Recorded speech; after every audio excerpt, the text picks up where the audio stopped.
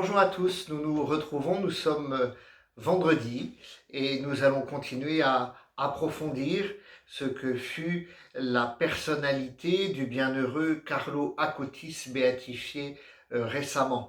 Toute la semaine, nous avons en communion avec des chrétiens de toute la France prié le bienheureux afin de susciter en nous toujours plus l'amour de l'Eucharistie et la possibilité prochainement de nous retrouver dans l'Église afin de célébrer la messe ensemble.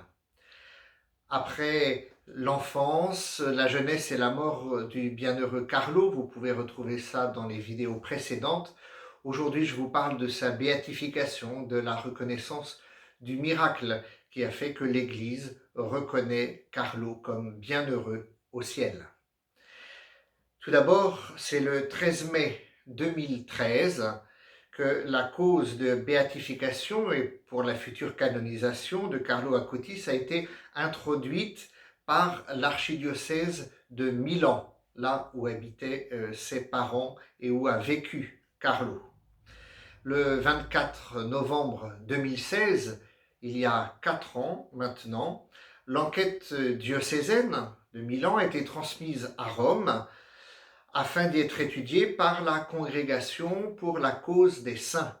Je vous rappelle, si quelques-uns qui regardent cette vidéo s'en souviennent, et participer au pèlerinage à Rome que nous avions rencontré, dont Rémi Bazin de cette même congrégation, pour nous parler de la façon dont se déroulent les procès canoniques pour la béatification et la canonisation des chrétiens.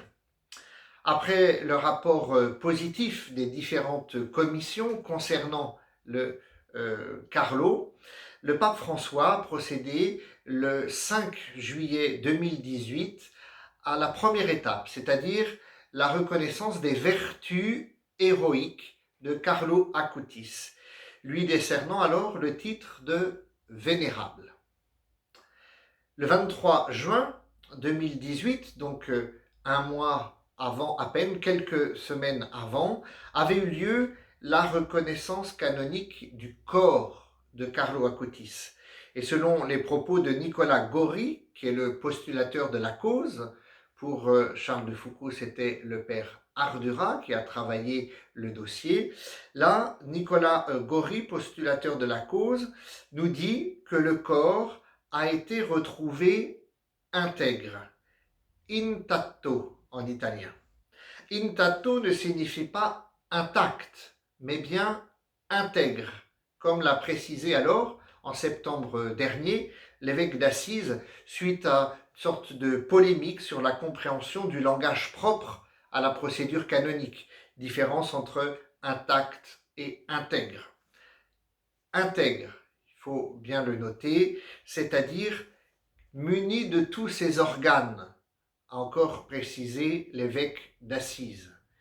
S'il est passé, Carlo, par une phase normale de décomposition ordinaire, il a été rassemblé, en quelque sorte, avec, nous dit l'évêque, avec art et amour pour être présenté aux fidèles. On a comme reconstitué une partie de son corps, même si nous en avions encore des éléments. Carlo ayant subi une hémorragie du cerveau, vous savez qu'il est mort d'une leucémie foudroyante, cette hémorragie du cerveau a nécessité une reconstruction de son visage pour être présenté au public à travers sa tombe qui est désormais ouverte et où son corps est visible. D'une certaine manière, son visage juvénile, comme sur cette photo bien connue qui nous accompagne tant dans nos vidéos qu'à la messe le soir à 19h, ce visage est à nouveau visible. Quant à son cœur, que l'on a désormais considéré comme une relique, puisqu'il était lui intact, il se trouve désormais dans la basilique Saint-François d'Assise, auprès du saint que Carlo admirait tant. Le 6 avril 2019, la dépouille de Carlo Acutis a été transférée dans le sanctuaire de la Spogliazione à Assise, au cours des cérémonies qui a été suivie par plusieurs milliers de personnes. Et le 1er octobre dernier, 1er octobre 2020, c'est le tombeau de Carlo Acutis qui a été ouvert afin d'exposer sa dépouille à la vénération des fidèles dans le cadre des événements en vue de sa béatification. Prochainement, dans la feuille de quinzaine, vous lirez le témoignage d'un jeune homme qui, avec son père, est allé prier sur la tombe du bienheureux Carlo, Charles Emmanuel. C'est un paroissien de temps en temps de notre paroisse lorsqu'il est en vacances chez ses grands-parents.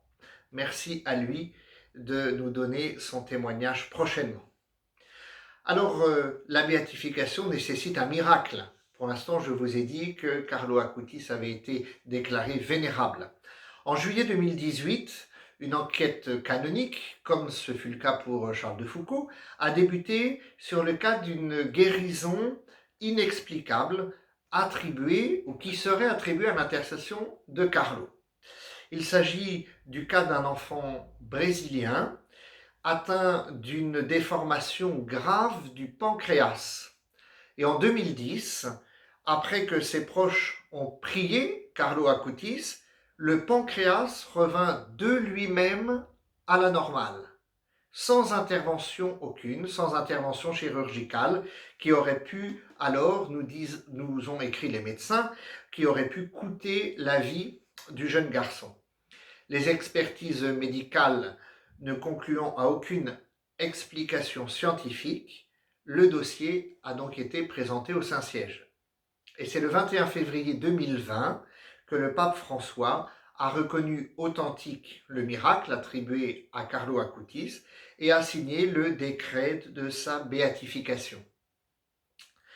Carlo Acutis a été solennellement proclamé bienheureux le 10 octobre 2020, je le disais à l'instant, au cours d'une messe qui a été célébrée dans la basilique Saint-François d'Assise par le cardinal Vallini. En plus des 3000 personnes qui ont assisté alors à la béatification de ce jeune homme, s'ajoute la présence des parents du nouveau bienheureux. Et c'est la 3e fois dans l'histoire de l'Église que des parents, alors, peuvent assister à la béatification de leur enfant. Ce qui m'étonne, écrira le pape François, c'est la sainteté ordinaire. Et Carlo Acutis en est un modèle. Celle d'un Carlo Acutis qu'il a érigé en modèle pour la jeunesse dans son exhortation apostolique Christus vivit. Je vous invite à aller lire ces passages de cette belle lettre du pape François. Oui, parfois en effet, écrit-il, il suffit de frapper à la porte d'à côté pour tomber sur un saint. Alors, vous pourriez, pour ceux qui veulent approfondir la vie du bienheureux Carlo Acutis, retrouver sa vie un peu plus développée dans ce livre, intitulé Carlo Acutis, un geek au paradis, du père Will Conquer, aux éditions Première Partie.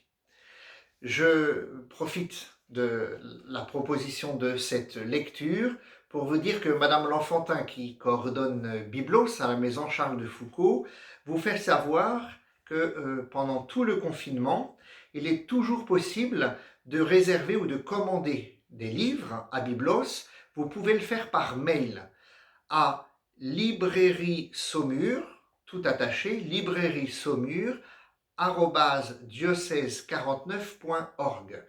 Librairie Saumur, @diocèse49.org. Vous fixerez alors avec elle un rendez-vous pour récupérer les livres à la librairie ou par livraison. Vous mettez en communication avec Madame L'Enfantin pour Biblos, librairie Saumur, @49.org, et vous pouvez bien sûr commander ce livre pour Noël pour vos jeunes ou pour vous-même, et puis d'autres livres dont nous vous parlerons sans doute dans de prochaines vidéos. Bonne journée à vous.